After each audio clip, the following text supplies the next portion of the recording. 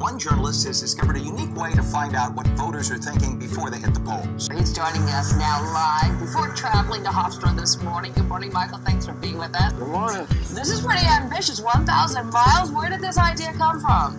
I figured I gotta chase these candidates on a bicycle. I like the challenge of it. I gotta keep biking around the country because anything to get away from the office. It's a good adventure. Serving tape.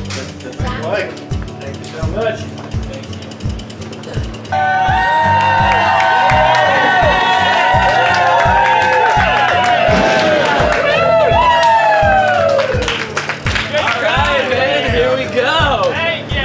This thing is amazing. It's been a lot of ups and downs in the polls, and we got a lot of hills and valleys ahead. Spectator sport until November, and then everyone gets to play. From coal miners to veterans to people who are just struggling in today's economy. So we want to talk to the people between these debates and hear their voices. Legendary journalist Diane Sawyer here. Hello, how's it going? Good to see you. I have a chopstick melon. Oh yeah. And I have an old banana, but my banana. These are some crucial snacks to get me out there. Power bars. Wow. And my phone number. All right. So call me if you have philosophical questions. Alrighty. Political questions or go Thanks get so them. much for everything. Really appreciate I'm it. excited about this. Have a wonderful. Tell me everything. Should be a grand adventure. So Bye. long, Diane. A pleasure. Mind if we come in and say hi to David? All right. Thanks for having us. Hope we don't get stolen.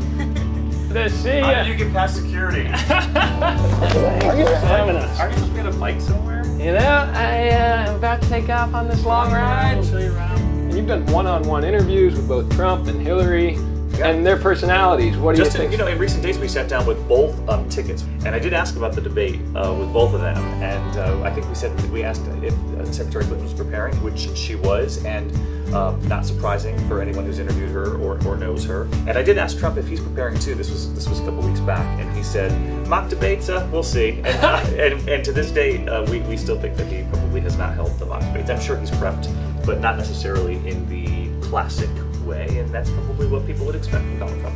We'll be pulling all that together, helping folks understand. Thank you. Listen, it's good to see you again. Ride safely, all right? I'll try. All right. I got a long way to go. This is a brave man right here. Not for the bike ride, but be the outfit.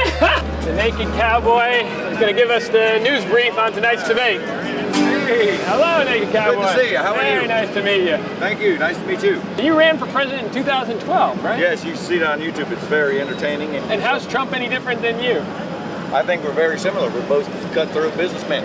I just love him. He's a big, strong-looking dude. His stamina is incredible.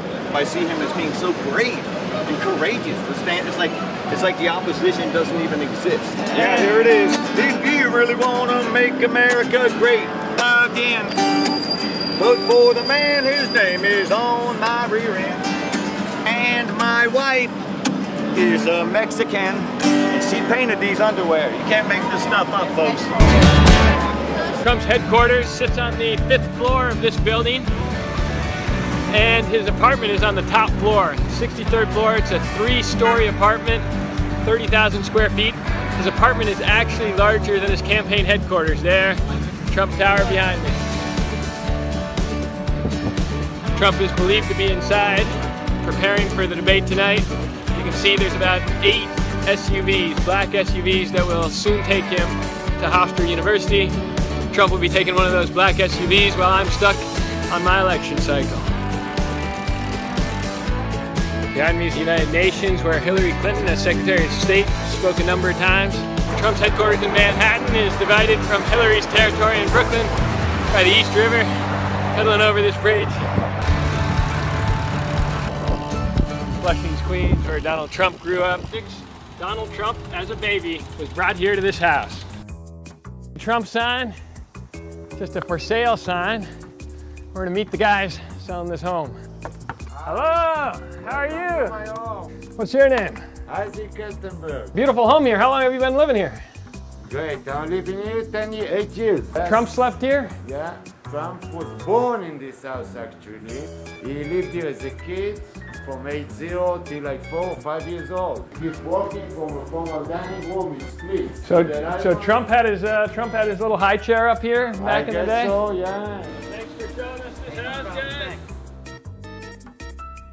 So when Donald Trump was about 4, his family moved just around the block here to this mansion with large white columns and a beautiful facade. The only thing it's missing is large Trump lettering. Michael, financial trade, right? Gone to the convention and has come here on his bike, sort of, you know, the common man, common woman view of what's happening in this election. I'm with the boys of Delta Chi here. I'm leaning towards Hillary tonight, but I want to see if Trump can change my mind. For me, I'm definitely a passionate Hillary supporter. I'm just looking forward to an entertaining debate. I just believe that right now our country's in a little bit of a low spot, so I just want to see really who can win me over tonight, because I'm on the fence. And like we made some chicken parm back at the house. I'm excited for that. Yeah. How many of you are actually registered?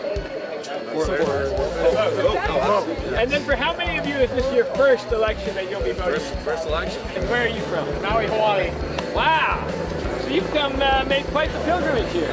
Hawaii is the lowest state when it comes to voting, especially for people my age. Everyone my age that is allowed to vote basically doesn't vote because they just don't feel it's necessary. When I see a Hillary... I am supporting Hillary. And you both fall into that camp? I'm undecided, but I already decided I'm not voting for Trump. Either Johnson or Clinton. I was here in 2012, and literally it pales in comparison to 2016. It doesn't compare. Donald Trump has taken over. Really. In a bad way. No, I would say in a good way. I would not. So we have a mini debate here. Oh, we could. We're friends. We're friends. I have been. The first presidential debate. I have a feeling that by the end of this evening, I'm going to be blamed for everything that's ever happened. Why not? Why not? Yeah, why not? You can't bring back Jim. Well, actually, I have thought about this quite a bit. Yeah, for 30 years. I have, well, not quite that long. And you know what else I prepared for? I prepared to be president. And I think that's a good thing. I will release my tax returns against my lawyer's wishes when she releases her 33,000 emails. We're in the spin room. Usually I'm spinning on a bicycle, but now we got to hear these guys spin the news segment. Nice, strong performance. I like that he exercised restraint at the end. Restraint is a virtue. It's certainly a presidential virtue. He could have gone right where everybody's mind in America is going. Mr. Trump! Mr. Trump! Mr. Trump! That was Donald Trump with a thorough interview. What might he be hiding? I think most people who work hard and pay their taxes would have an issue with someone like Donald Trump not paying taxes. I think that he did a great job. I mean, this is a woman who's been described as the most qualified, most experienced candidate ever to run for office. She didn't want to talk about the fact that she had servers in her basement or that she deleted 30,000 emails, that she didn't know the difference between a classified and a non-classified email. How can you say you're the most experienced and qualified and you don't know the difference? Trump was largely unprepared for this debate tonight. She gave the example of the architect that was in the audience. And he said, well, we paid a lot, but maybe I just didn't think they did a very good job. You can't say, well, maybe we'll honor our treaties, maybe we'll keep our word. That's not who America is. You look like you're biking tonight. I did. I biked all the way from New York. Did you really? Yes. I was the #2 American general at NATO headquarters. He doesn't even understand, how NATO is structured and how it's paid for. You want that guy's finger on the nuclear button? Hey, yeah, thanks. Keep up your saving us some gas and looking cool. So, hang in there.